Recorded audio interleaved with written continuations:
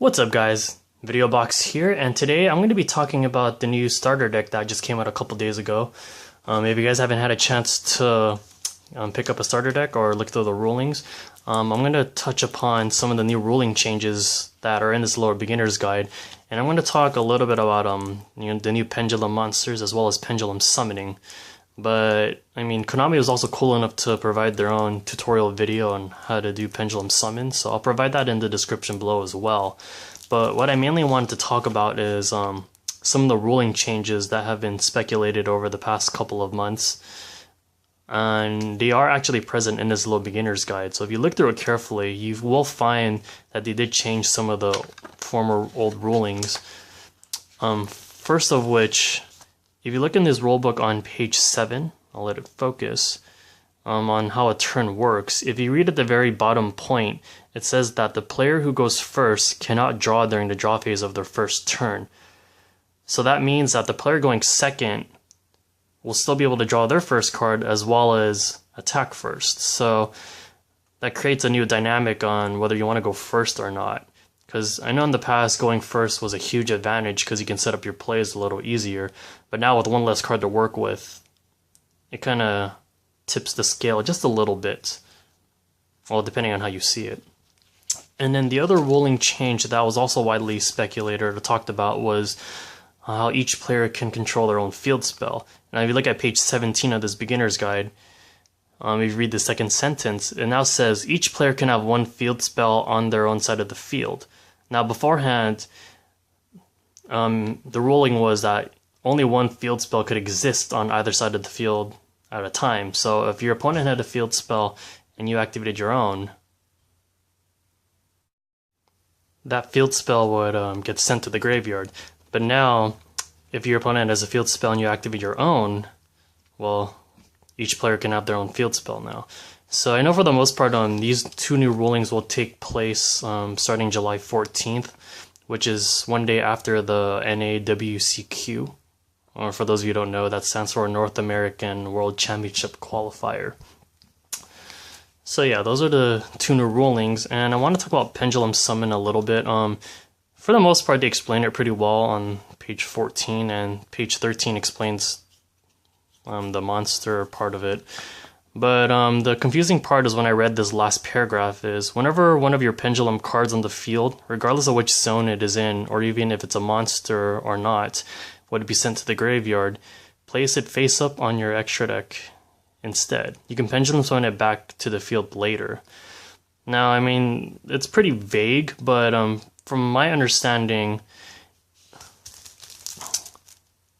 pendulum monsters, if they are sent from your hand to the graveyard, they still go to the grave, or if they're detached as an Exceed material, they get sent to the graveyard as well. And in terms of special summoning it back from the extra deck face up, you need another 2 scales to summon it from the extra deck face up. Let's see. I'll go ahead and open this right now. I actually chose to not open it for the purpose of doing this video. I'm actually doing it in one take, so I might stutter a little bit, but I didn't actually get a chance to look at every card, but I think the only 2 that I'm going to be using are the Stargazer and Timegazer Magician. These cards are pretty much generic. I mean, there's not much to them. I read the effects of some of these new summoner cards, but they're not that great. And I know Supply Squad is actually a pretty good continuous spell, but outside of that, it's nothing that we're not already familiar with for the most part. So to go over the pendulum summoning aspect, I'm going to use this paper mat that they give you. Hopefully all the new mats that they give us later on, or the new rubber mats that they give us later on, have these zones in it. I'm pretty sure they will. Not sure if you guys can see the zones properly, but I'm going to try. Okay, so you see Pendulum Zone, the blue one, and then the red one. I think for the sake of simplicity, I'm not going to fold it out, so just to show the 2 zones here that are most important. Now the Pendulum Summon, both zones have to be occupied, obviously, and then the scales show 1 and 8. Now, once per turn, you can Pendulum Summon from your hand or other Pendulum monsters that are face up in your extra deck. Once per turn, you can Special Summon as many as you want face up on the field, whose levels are in between the two scales. So with these two guys, you can Special Summon any monster from your hand or Pendulum monsters face up from your extra deck between level 1 and 8. So just for the sake of simplicity, I'm just gonna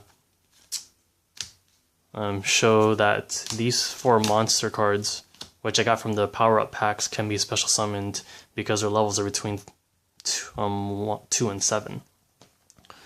So this new dynamic pretty much gives you a good way to summon monsters you wouldn't normally be able to summon properly, or at least not as fast. And it also allows you to exceed, synchro, or fusion summon a little easier. So for instance, if you have Amazon Sage and DD Warrior Lady, you can overlay these two and then summon a rank 4.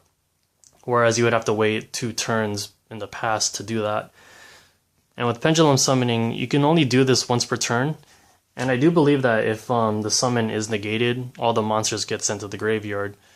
And it does count as 1 summon. I'm not sure of the interactions right now between Solemn Warning and Black Horn of Heaven, because Pendulum Summon does count as an inherent summon, but I think based off the wording of Solemn Warning and Black Horn of Heaven, you can only hit a monster.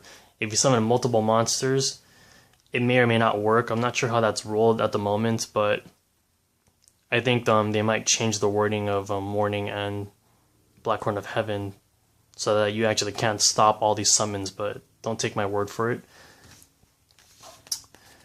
Now, I know Pendulum Summoning does kind of waste cards in your hand, obviously, but I mean, use Pendulum Summoning as a game push to beat down the opponent. I'll also link the video, as I said before, on how to do Pendulum Summons in the link below. If you guys haven't had a chance to pick up the starter deck, honestly, just for the sake of understanding how Pendulum Summon works, it's pretty good just to pick up. And I hope that on top of the rulebook and my explanations of certain things help out a little bit. I know these two are only just the beginning of Pendulum Summons. I know more are going to come out in the future sets, but hopefully the mechanic isn't too broken. I mean, it does kind of teach hand management a little bit better, or when to overextend, but I mean, overextending and going for game has always been part of the game. It's just, here's a new mechanic of how to do it.